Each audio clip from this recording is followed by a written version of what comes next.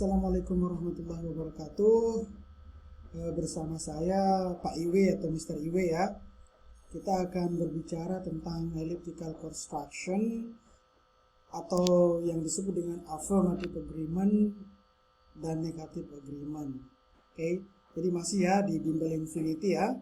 Bersama saya Mr. Iwe atau Pak Iwe atau Mbak Iwe gitu ya.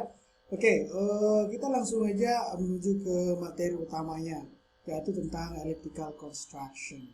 Jadi perlu adik-adik ketahui semua bahwa elliptical construction itu bertujuan untuk menyatukan dua kalimat yang setara. Jadi ada dua kalimat yang setara nanti akan disatukan. Nanti kita akan lihat bagaimana bentuk kalimatnya. Jadi elliptical construction ini mempunyai tiga kategori, yaitu satu itu disebut dengan positif, kedua dia berbentuk negatif, yang ketiga dia adalah kontradiktif atau positif negatif, negatif positif. Oke, kita mulai dari yang pertama. Kita lihat positive agreement. Bagaimana sih cara membuat kalimat positive agreement ini? Jadi pertama kita harus paham formulanya dulu. Formulanya yang pertama begini. Jadi ada dua formulanya. Yang pertama ada kalimat positif. Oke, jadi ada kalimat positif and lalu ada so, auxiliary dan subject. Jadi ingat so itu selalu di depan. Kemudian yang kedua, lihat di sini ada positive statement, subject, auxiliary dan to. Jadi ingat so itu berada di depan, to itu berada di belakang. Oke, jadi begitu ya. Jadi pahami dulu ini formulanya, ini harus benar-benar dihafal nih. Positive statement, jadi pakai so dan to. Di mana so itu berada di depan, to itu berada di belakang. Nah, jadi pertanyaannya itu adalah apa itu auxiliary? Ya, sebentar lagi kita akan lihat ya bagaimana auxiliary itu. Oke, kita lanjut. Kita lihat contohnya ya. Coba kita lihat contoh sederhananya begini. Ada kalimat I'm happy. Kalimat yang kedua adalah she is happy. Jadi ini yang disebut dengan dua kalimat yang setara. I'm happy and she is happy. Gitu ya. Kalau kita gabungkan, maka akan menjadi I'm happy and so is she. Itu cara yang pertama. Atau cara yang kedua, kita bisa menggunakan I'm happy and she is too. Jadi itu cara yang kedua. Kemudian contoh yang kedua, coba kita lihat contoh yang kedua. Di sini dia mengatakan she likes soccer, he likes soccer. Maka kalau kita akan gabung, maka akan menjadi she likes soccer and so does he. Atau yang kedua, menggunakan she likes soccer and he does too. Pertanyaan yang muncul adalah bagaimana kita tahu yang atas itu dia menggunakan so is she, yang bawah dia menggunakan so does he. Gitu. Kalau yang di atas menggunakan she is too, di bawah dia menggunakan he does too. Caranya adalah, jadi kita harus mengerti jika statement itu, jadi statement itu yang disebut dengan I'm happy atau she likes soccer, itu namanya statement. Jika dalam statement itu menggunakan to be, oke, maka auxiliary itu menggunakan to be. Lihat tuh, I'm happy. Oke, di sini ada kata I'm happy. Tuh ya. Ini ada kata I'm happy. Jadi dia menggunakan to be, maka di sini auxiliary-nya juga to be. Beda di sini, she likes soccer. Kata likes ini menunjukkan bahwa dia adalah verb one. Maka nanti auxiliary-nya bisa berubah menjadi do atau does. Karena di sini subjeknya he, maka kita pakai does. Intinya adalah kalian harus benar-benar mengerti penggunaan dari mana statement, kemudian apa itu auxiliary-nya. Jadi ingat, kalau statementnya itu menggunakan to be, maka auxiliary-nya to be. Jika dia verb 1, maka berubah jadi do atau does. Jika verb 2, maka dia pakai did. Jika have, has, had, verb 3, maka dia have, has, atau had. Jika modal, maka dia modal. Seperti can, will. Jika dia will, maka di sini will. Jika dia can, di sini can. Jika must, maka juga pakai must. Jadi begitu. Oke, kita lihat contoh lagi. Oke, ada contoh Andy went to Jogja last year. Mira went to Jogja last year. Maka kalau kita gabung, maka dia akan menjadi Andi went to Jogja last year and so did Mira. Nah, kenapa kita pakai menggunakan did di sini? Karena kita lihat di sini dia menggunakan verb 2 when. Kita lihat di sana. Verb 2 ternyata auxiliary-nya adalah did. Jadi begitu. Andi went to Jogja last year and so did Mira.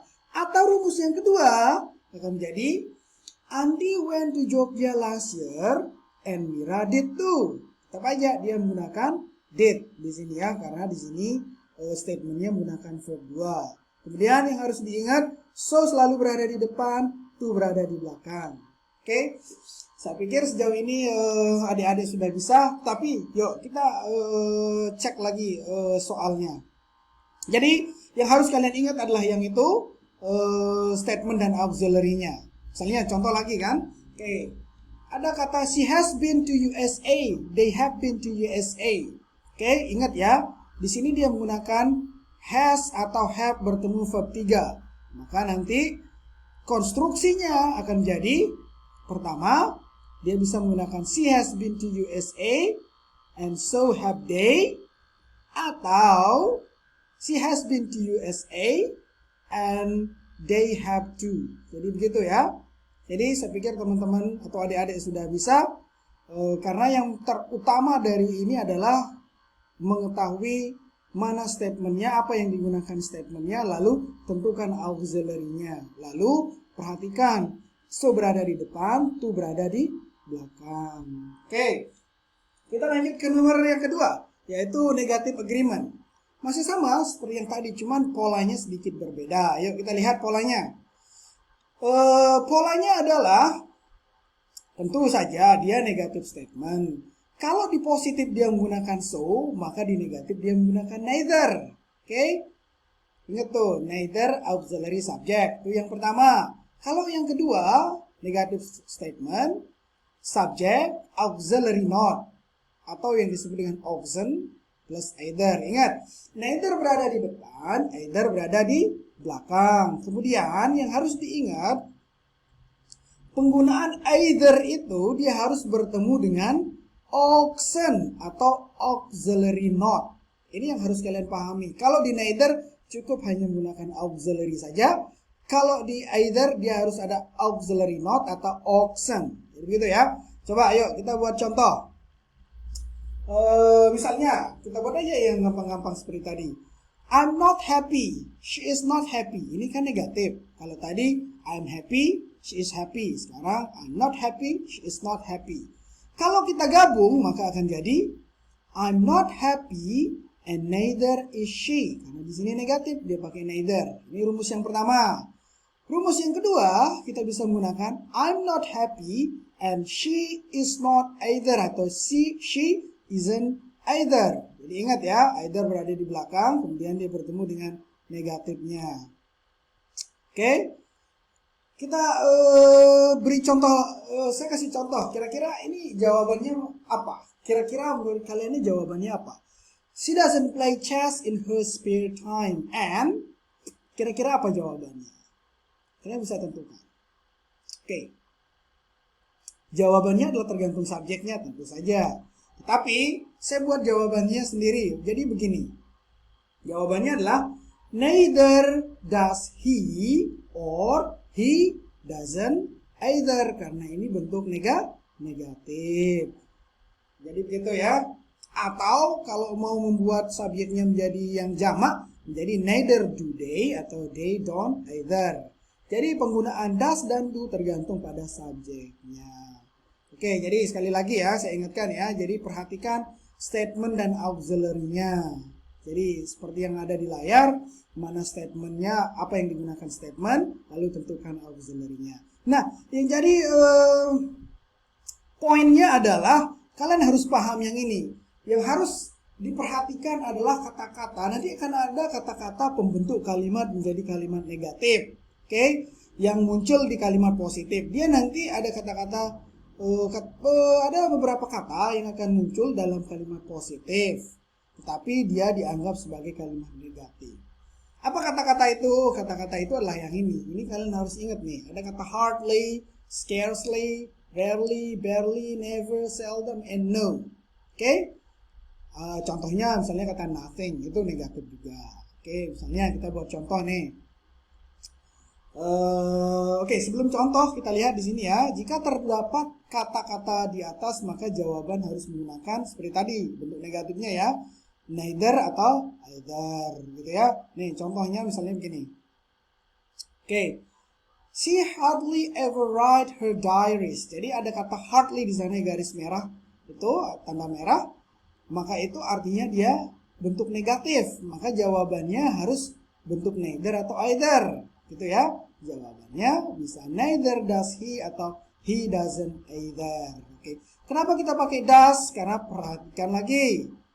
Ini yang kita lihat adalah kata writes. Writes ini adalah verb one. Dia berubah menjadi do atau does. Hari sini subjeknya he, maka kita pakai does. Jadi begitu. Jadi begitu teman-teman ya. Atau adik-adik. Nah sekarang yang terakhir adalah kontradiktif. Oke. Kita lihat kontradiktif. Kontradiktif artinya ya positif bertemu negatif, negatif bertemu positif. Tapi kalian harus perhatikan begini. Formulanya adalah positive statement, kemudian di sini dia menggunakan but. Kalau kalian lihat di positif dan negatif yang di atas tadi, dia menggunakan and. Tapi di sini dia menggunakan but. Jadi jika ada positive statement, ada but, maka cukup kalian masukkan subject, kemudian auxiliary not menandakan negatif. Kalau dia negative statement, kalau dia negative statement, cukup kalian, kalau dia negative statement, lalu ada ketemu dengan but, kemudian kalian hanya menambahkan subject dan auxiliary, jangan tambahkan yang lain.